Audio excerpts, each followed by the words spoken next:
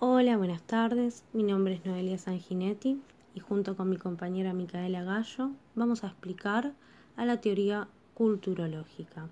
Época y lugar de surgimiento en donde se desarrolla esta teoría.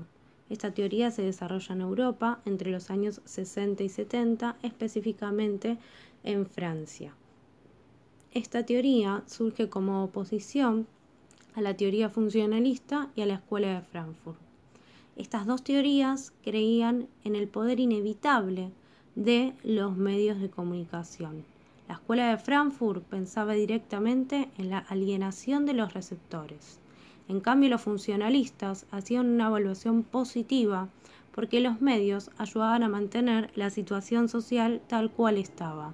En cambio, en la Escuela de Frankfurt se hacía una evaluación negativa porque los medios de comunicación estaban en manos de los capitalistas y en contra de los receptores. En cambio, en la teoría culturológica pensaba que la cultura de una comunidad era mucho más amplia que la que imponían los medios de comunicación. Bien, en este sentido, ¿qué pasaba entonces con los emisores y los receptores? Los emisores no tenían una forma directa de conocer las respuestas para entender lo que sucede en cada comunidad. Para eso van a tener que indagar e investigar en la vida cotidiana de los receptores y de sus valores. Los emisores son los encargados de emitir los mensajes y los receptores reciben el mensaje emitido por los emisores y lo van a resignificar en base a su propia realidad cultural. Los culturológicos sabían que los valores sociales de la gente obedecían a causas múltiples y complejas y no solo al plano económico. Bien, en este sentido, para los culturológicos, entonces, no existe el esquema de estímulo-respuesta. La manipulación y la alienación no son tan fáciles de lograr como lo planteaba la Escuela de Frankfurt. Es decir, que entre el estímulo y la respuesta hay otros valores que intervienen. El estímulo entra en contacto con los valores culturales vigentes. Hablando de valores culturales, los valores culturales pueden ser la religión, el folclore, los partidos políticos, las reuniones vecinales, y entre otros, etc. Entonces, ¿qué es la cultura para los culturológicos? ¿Qué nos decían los culturológicos de esta teoría de la cultura?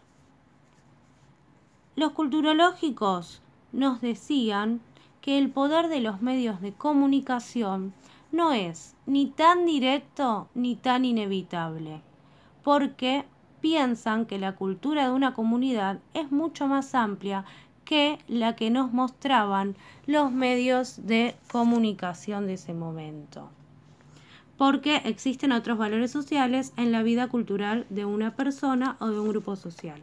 Por ejemplo, como ya nombré anteriormente, la religión, el folclore, las tradiciones, los grupos vecinales, que no lo nombré anteriormente, pero también es parte de la cultura de una nueva comunidad. Bien, uno de los teóricos que estudió a la cultura culturológica fue Edgar Morin. Nació en París, Francia, el 8 de julio de 1921. Estudió en la Universidad de Toulouse. Fue licenciado en Geografía e Historia y en Derecho. En 1942 estudió en la Universidad de Sociología, Economía y Filosofía y se vio obligado a interrumpir sus estudios por el estallido de la Segunda Guerra Mundial. Edgar Morin también hablaba de realidades policulturales. ¿Qué decía Edgar Morin sobre esto? Decía que la cultura de masa no es autónoma en un sentido absoluto, porque puede impregnarse de una cultura nacional, religiosa, humanista, y a su vez penetrar la cultura nacional, religiosa y humanista. pero que esta cultura no es la única cultura del siglo XX, pero sí es la más nueva. Un derivado de la teoría culturológica es la comunidad comunitaria.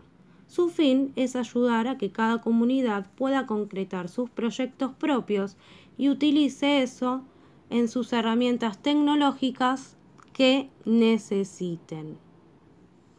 Para poder contribuir a la comunidad, los expertos deben hacer un análisis distinto al esquema de recolección de datos que proponía el marketing. ¿Sí? El problema de la comunicación en grupo o de comunidad es que afecta a los ideales de cada uno, los sentimientos que tiene cada uno también, y a los principios y a los valores sociales de cada comunidad, sosteniendo que cada comunidad tiene ideales distintos, afectos distintos, y las revanchas y los principios morales también se ven afectados. Bien, para hacer un diagnóstico sobre esto, un analista debe integrarse a una comunidad, debe seguir una serie de pasos para que esto se concrete y salga a la marcha. Debe escuchar y evaluar los sentimientos de todos los integrantes de la comunidad, devolver a la comunidad los resultados del diagnóstico y ayudar para encontrar la mejor estrategia y herramienta para solucionar los problemas. También debe detectar malos entendidos que obstruyen la comunicación. Por otro lado, también vamos a ver dos ejemplos de esto. Esta es la imagen de una radio futura, que es un espacio abierto, sin fines comerciales, donde se confluyen distintos sectores de la comunidad y se generan prácticas de comunicación popular. Aquí vemos otra radio que se llama Nuestra Tierra, que es de comunidades aborígenes y representa a las comunidades indígenas. Este proyecto se desarrolla radiofónicamente como herramienta clave del proceso de reivindicación cultural y territorial. Aquí les vamos a dejar la bibliografía que utilizamos para realizar este video. Nos despedimos y, a modo de conclusión, destacamos que esta teoría tiene en cuenta la cultura de los sujetos y no se centra en los medios masivos de comunicación.